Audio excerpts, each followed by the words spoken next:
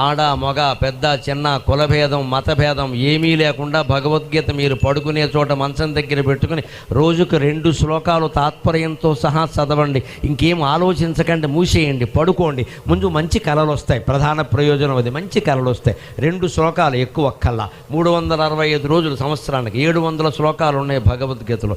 వ్యాసుడు లెక్కగా రాశాడు 1700 శ్లోకాల భారతం, 1,00,000 శ్లోకాల భారత కథ, 700 భగవద్గీత, అంతే లెక్క. 700 మీకు ఎన్నాళ్ళు అయిపోతే 350 రోజుల్లో అయిపోతుంది. సంవత్సరానికి 365 రోజులు కదా, ఒక సంవత్సరంలో ఒక ఆవృత్తి అయిపోయింది.